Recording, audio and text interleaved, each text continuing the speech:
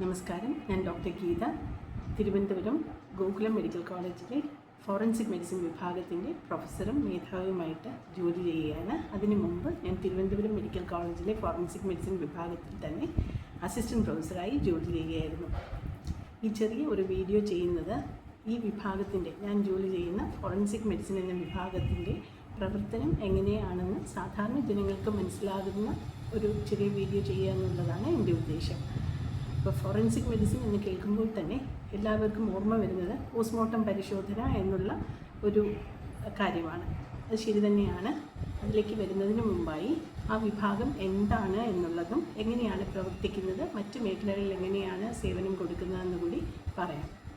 Forensic medicine എന്നുള്ളത് വൈദ്യശാസ്ത്രത്തിനും നിയമവ്യവസ്ഥയ്ക്കും കോടതിക്കും ഇടയിലായി, അല്ലെങ്കിൽ രണ്ടിനെയും തമ്മിൽ ബന്ധിപ്പിക്കുന്ന രീതിയിൽ പ്രവർത്തിക്കുന്ന ഒരു വിഭാഗമാണ്.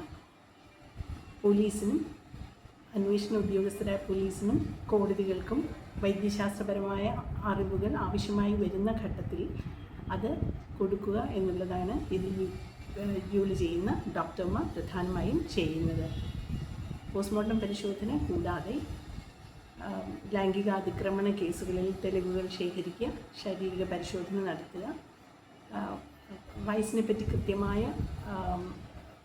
ഡോക്യുമെൻറ്റ്സ് ഇല്ലാത്ത കുട്ടികളുടെ വയസ്സ് നിർണ്ണയിക്കുക, ചില മുറിവുകൾ ശരീരത്തിലുള്ളത് പോലീസിൻ്റെ അന്വേഷണത്തിൻ്റെ ഭാഗമായി അത് എത്ര നാൾ പഴക്കമുള്ള മുറിവാണ് എന്നുള്ളതിൻ്റെ തെളിവുകൾ നൽകുക, മറ്റ് മെഡിക്കൽ ലീഗൽ കേസുകളിൽ പോലീസിനും കോടതിക്കും ആവശ്യമാണെങ്കിൽ അതിനനുസരിച്ചുള്ള പരിശോധനകളും സർട്ടിഫിക്കറ്റ്സും നൽകുക എന്നുള്ളതാണ് ഈ വിഭാഗം പ്രധാനമായും ചെയ്യുന്നത്.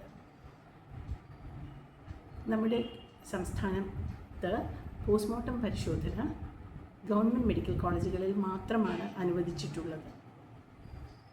സംശയകരമായ കേസുകൾ, അസ്വാഭാവികമായ മരണങ്ങൾ, സംശയകരമായ മരണങ്ങൾ എന്നിവ ഇൻക്വസ്റ്റ് നടത്തിയ ശേഷം ഫോറൻസിക് മെഡിസിൻ വിഭാഗത്തിൽ പോസ്റ്റ്മോർട്ടം പരിശോധന നടത്തുകയാണ് ചെയ്യുന്നത്.